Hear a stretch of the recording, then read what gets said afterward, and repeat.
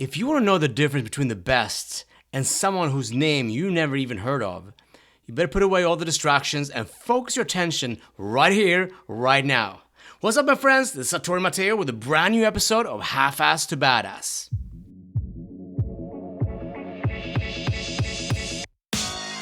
How do entrepreneurs, business owners, and experts influence themselves, their clients, and teams to maximize profitability, efficiency, and create lasting impact? How do they simplify life and business and yet still achieve more? What's the one thing separating the mediocre from the best?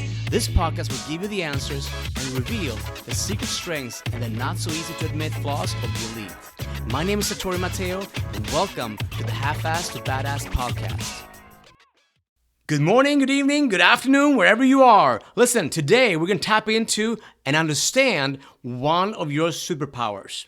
And the superpower I'm talking about controls everything around you. Your results or lack of results, what you do and don't do, what you're even willing to try. Before we get into the actual superpower, let's clarify a little bit of a current dilemma. We live in a world of mediocrity. Right? We live in a world of low expectations, and we live in a world of victimhood. And today, that's the norm. It's the norm we live in. Listen, the estimated annual cost of employee disengagement in the United States alone is $450 to $500 billion. And that's billion with a B. And of course, this impacts company growth, profits, productivity, and the difference being made in customers' and clients' lives. And if we want to engage ourselves, our teams, and inspire customers and clients to make us the logical choice when they make a purchasing decision, and if we want to change how we live, what we stand for, we need to deliberately engage this superpower and stop half-assing things. Listen, if we want to truly share our expertise and our knowledge, our wisdom, to be real authentic leaders in this world, we got to step out of the mediocrity of the world. We got to divorce ourselves from the low expectations of the victimhood we live in, which means we can't be the best in our field, to stand out, to be badasses and victims at the same time. The truth is, we can't afford to be victims, period, right? So what is this thing that we're going to talk about today? We're going to talk about owning your best. Own your best, right? We spoke about owning your dark side last time. This week is about owning your best, right? This superpower comes from understanding that you are born the best. You are born a badass. That's something to remember, really. This superpower is an undeniable truth. Just remember it. No need to question it. Meaning you wouldn't even be here unless you had won the sperm race. You got it? Right? We talked about that in a previous episode. But you wouldn't be here. It's just as simple as that. Right? Let's just own that. You were designed and born to compete, to win, to dominate, to be the best. It's in your DNA. Just own it. No need to apologize for it anymore. But it doesn't guarantee your precision. Right? It doesn't guarantee your precision. Just because you have everything and you're perfectly designed to win and you won once before, it doesn't mean you can disengage and expect victory. Is this making sense? Let me ask you, what happens when what is given to you goes unappreciated, unseen, unused, or even misused? It's worthless, isn't it? I know so many people who have lost important relationships because they didn't nurture or appreciate them when they were in their life. Not until the person got tired of not being seen, right, and they left, did the person all of a sudden start paying attention, right? To own your best, to embrace all of you, means appreciating the miracle that you are. What does this mean to own the best? It's to understand all the human traits, every single one of the human traits, the characteristics, the qualities you have, everybody has. Meaning there's no trait lacking in you. Nothing is missing. With that said, it's interesting. If you look at the word, the definition of a trait, it's a distinguishing quality or characteristic. So here's the problem with that. We judge and minimize ourselves. We compare ourselves to others and as a way to separate ourselves, right? To be distinct. So we look to create a unique identity for ourselves. We want to be different. So this can go two ways. We either minimize and crush our worth that way, or we make ourselves bigger. We put ourselves on a pedestal as a way to feel more important, to feel more significant and more special. But in humanity, every trait in existence you and I have, nothing is missing. We have the trait and the anti-trait. Sometimes you're up and sometimes you're down. Sometimes you feel strong and sometimes you're weak, right? Sometimes you're inspired and sometimes you're uninspired. Sometimes you're authentic and sometimes you're inauthentic, right? We got it all, or you wouldn't even be able to recognize it. So whether we define something as good or bad is really more about our own judgments and perceptions, meaning every trait has its value in the right context. The problem is we falsely believe that we lack some traits. We often believe others have things we don't, and that we're just born that way, right? More accurately, our traits come into optimal use when they're in alignment with our highest values. I'll show you persistence. I'll show you creativity. I'll show you resilience. I'll show you dedication when it comes to fighting our clients' well-being and success in our families. But you put me in front of something that I don't like, and you will see lack of engagement. You will see lack of focus, right? You will see lack of dedication, low energy, because it's not important to me. But I have all traits. Is this making sense? We falsely believe we're lacking. The reality is, like I said, you have them all. And so to own the best is to own your traits, all of them, because they're all useful in different contexts. When it comes to eating crappy food or not getting sufficient sleep or not taking care of my clients, with those kind of habits or behaviors, I want to be inconsistent or lazy or procrastinate. You know what I mean? Because I want to be the best. Because I want the opposite, right? I want to eat healthy. I want to take care of my sleep. I want to take care and nurture our clients. Are you following? So you want to know how you can use your natural design, your best, in order to accelerate your wealth, which really means your well-being, right? Wealth means really well-being. So you want to accelerate that, and you want to accelerate the results you create for yourself, for your clients, for your family. You want to be able to love and connect and deepening your understanding of the world within you and around you.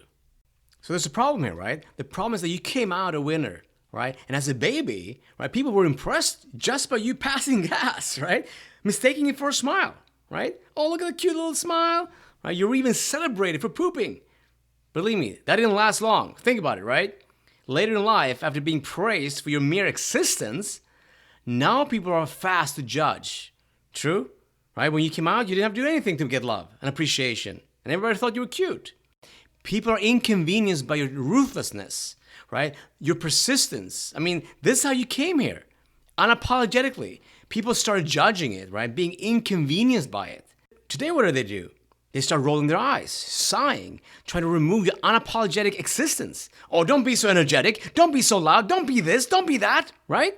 They try to have you apologize for everything. What happens? You slowly start accepting it and you dim your light. That's the problem. And we got to shatter that problem once and for all. Because if we don't, we'll stay mediocre. And there's no growth in that, my friend. There's no development. The world will stand still. Think about it. If there was no Steve Jobs, no Elon Musk, no Bill Gates, no Oprah Winfrey, and if there wasn't a you, think about these people. They have the same traits as you do. They're just using them differently, according to their values, according to what matters to them. They're using maybe their persistence to innovate, being creative in their form. You have yours. They still have the same traits. Maybe they're using their focus differently. They're using their time differently. They are no different than you and I. How do we take this piece of owning the best and apply it daily? How do we engage this superpower? Because really, it is a superpower, right? What's the kryptonite? Disowning your traits. When you disown your traits, you disown you. When you disown your traits, you disown your expertise, your wisdom, your knowledge, your experience. You disown your clients because you can't make your unique difference in their lives. When you're minimizing yourself, when you're dimming the light of your superpower, when you're disowning you.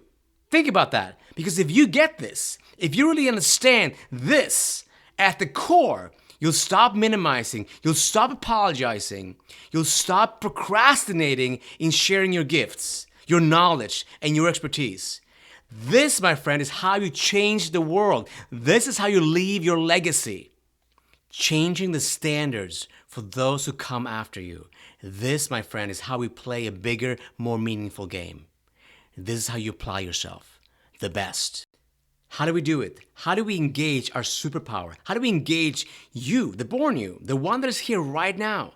First of all, I want you to understand we all have a tendency to dismiss or hide traits. So here's a simple yet powerful way to get going. Number one, let's identify and clarify a trait you admire in someone else. Now, why do I ask you to choose a trait you admire in someone else? Because if you admire it in someone else, chances are you're minimizing it in you. It's a simple way of doing it. It's a simple way of getting clear on it so we can understand what a trait is. We look at something someone else has, someone you admire or respect, a trait you admire, a trait you wish you had, or maybe had more of. Think about that right now. What is that trait? Who has it? Can you see the trait? What is it? Who is it? 2, you look for when and where and with whom you've demonstrated this trait. So go to a specific moment. Where are you demonstrating this trait right now? Okay? Thirdly, ask yourself, where do I want to demonstrate this trait even more? What could be one area, one context where this trait could have the biggest impact and meaning for myself and others? So identify a trait. Let's say you're looking for consistency, or you're looking for persistence, or you're looking to be less apologetic, maybe more ruthless. Maybe you're looking to be more relentless. So think about it. When are you being these things? When are you being more playful, more free? When are you being more creative? Right? When are you being unshakable? It allows you to be more relentless, more creative. So if you think about it, when you're saying something like, well, I don't have enough time, you're using that story, that excuse that you don't have enough time, which we all have used that language, right? I have many times. It's a good reason not to apply yourself, right? To not apply the best. It's a way to apologize and dismiss yourself, but it's also a way of minimizing yourself.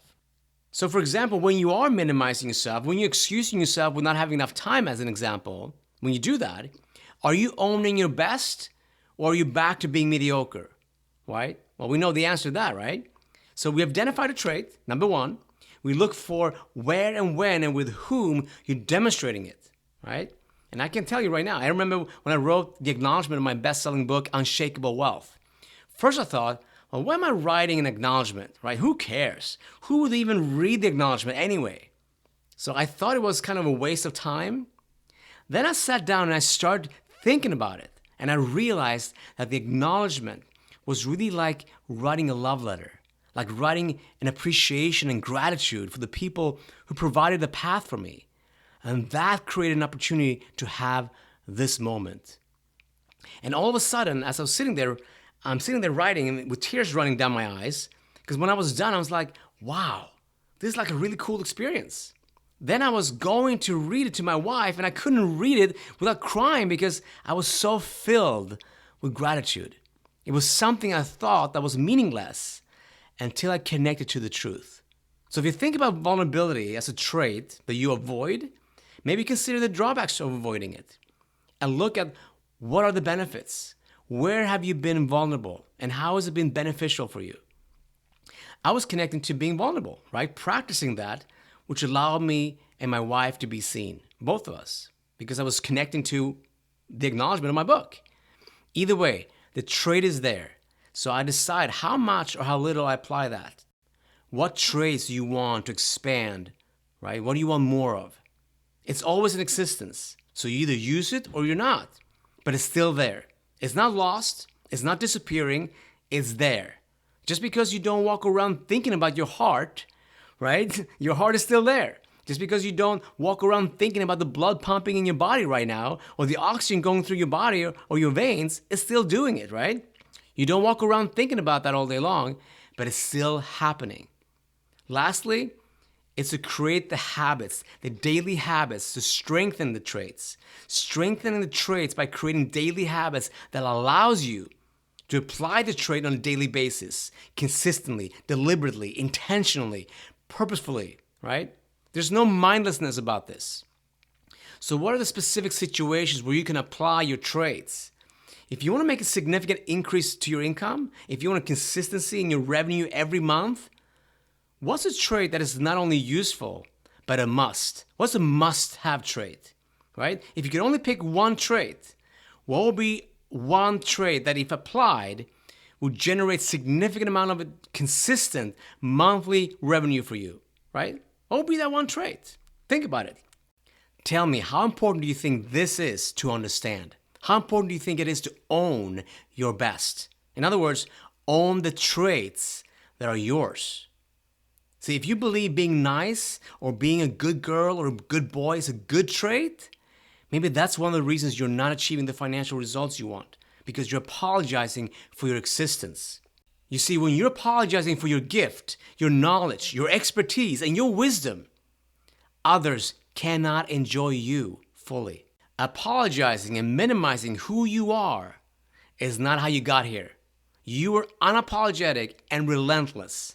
And that, my friend, is how you won the race.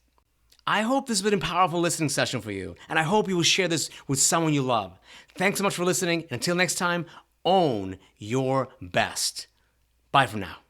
Boom! How do you like that? Hey, if you're thinking, I want some more hands-on training, I wish I had someone who could keep me accountable, keep my mindset straight, and help me grow.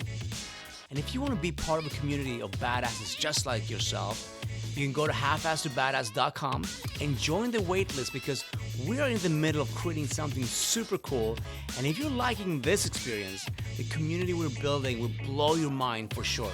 We haven't officially opened the doors yet, but by getting your name on the VIP list, you will be the first to know when we go live. Sound exciting? We are very excited. Actually, the more accurate word would be inspired. I can't wait to share this with you. So it's super easy. Just go to halfasstobadass.com and get yourself on the VIP list right now. Talk soon.